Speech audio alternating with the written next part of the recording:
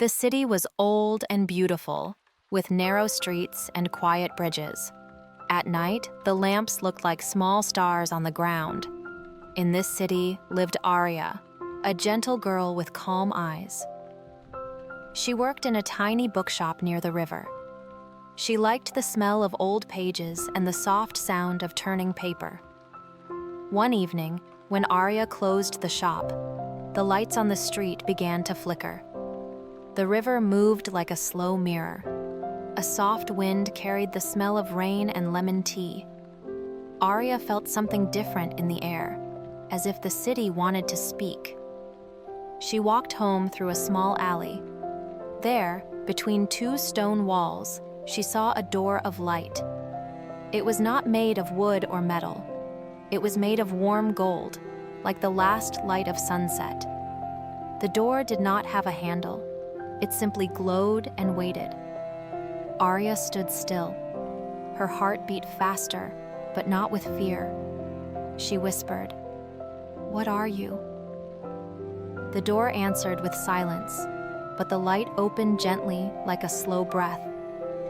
Arya took one step closer, then another. When she touched the light, the alley disappeared. She stood in the same city, but it looked younger. The stones were new, the air brighter, the river silver blue. A woman passed by and smiled at Arya as if she knew her. Arya turned, confused. The bookshop was there, but with a different name. She whispered, "Is this the past?"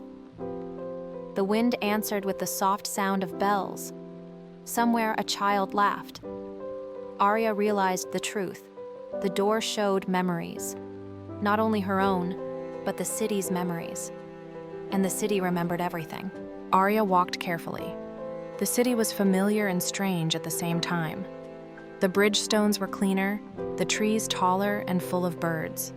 People moved with light steps, like a dance from long ago. She followed the sound of music to an open square. There, a group of young musicians played a sweet song. Their notes rose into the air like birds learning to fly. Arya felt her heart open. The place was full of joy, but also something deeper, like a message hidden in the melody. A boy with gentle eyes noticed her. He wore a dark coat and carried a small violin. He said, "You look lost." Arya smiled. "A little." He nodded. "This street keeps old stories. It copies them on the air. When we play, the memories wake up." Arya watched the people in the square. Some were real, some were echoes, soft figures made of light. They were not ghosts. They were memories replaying themselves with kindness. A woman offered bread to a stranger. Two friends hugged after a long time. A painter laughed when a child asked to add a blue star to his canvas. Arya asked the boy, "Why does the city show this?" He replied, "Because we forget. The city doesn't." He lifted his violin and played a small phrase. For a moment, Arya saw herself as a child, running with a red kite near the river. She heard her mother's voice laughing. The memory filled her eyes with warm tears. The boy said softly, "Some doors open when our hearts are ready." Arya nodded. "I think the city wants me to remember something, or someone." The boy smiled. "Then keep walking. The city will guide you." Arya reached a long street filled with old houses. Each house had big windows like eyes. As she passed, the glass turned clear, and scenes appeared inside, like paintings that moved.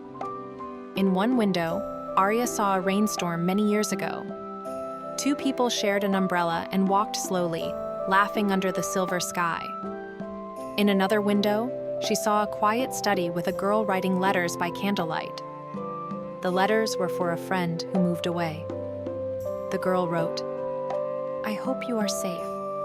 I hope you still watch the stars." Arya felt a soft pain in her chest. She touched the window. The girl in the scene looked up. It was Arya herself, younger, with dreams she had hidden.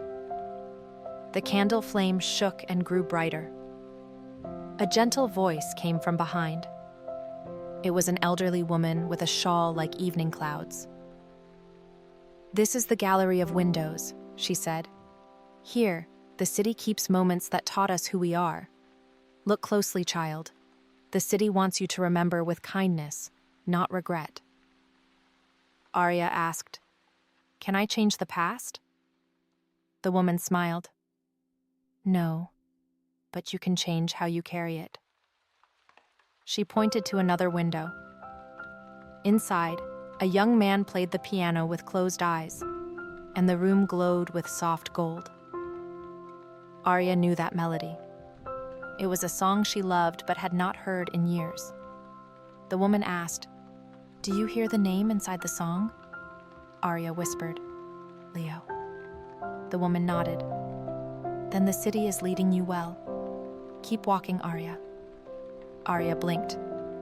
"How do you know my name?" The woman touched the glass. "Child, I am only another window."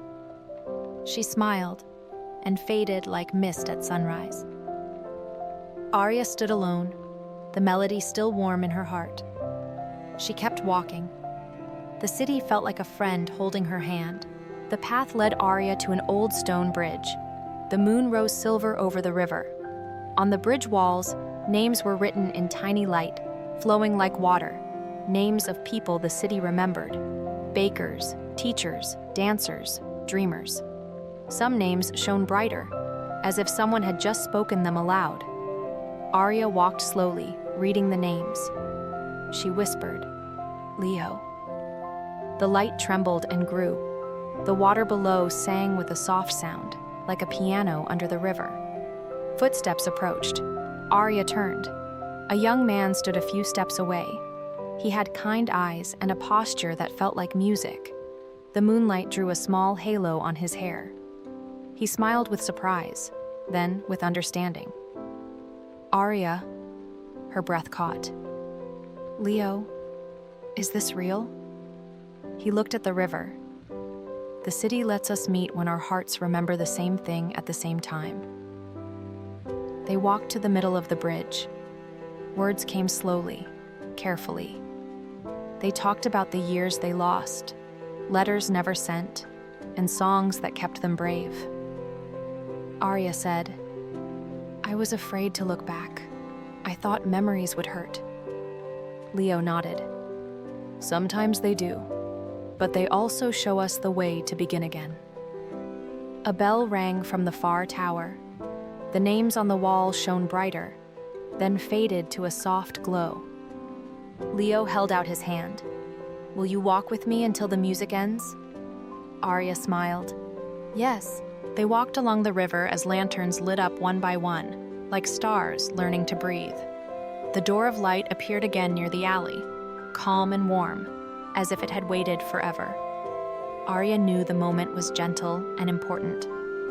Leo said, "Maybe the door will close when dawn comes." Arya nodded. "Then we should carry what it gave us." She took a deep breath. Not perfect answers, but kinder questions. Not a fixed future, but a brave step. A soft rain began to fall, not cold, not heavy, just enough to make the stones shine. The city seemed to smile. Arya heard the violin boy's melody somewhere, far and near. She looked at Leo. "Do you still play?" He laughed softly. "Every time I'm afraid." Arya whispered, "Then let's be brave together." The door pulsed with light, and the world turned gently. The alley returned as it was. The present night, the old stones, the bookshop sign, the quiet river. But the city felt wider, like a heart that had learned a new rhythm.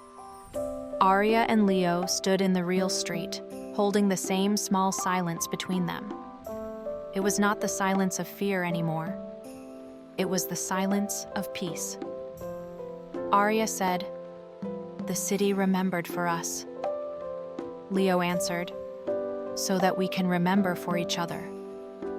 They walked toward the bridge, where the names glowed very softly, like fireflies at rest.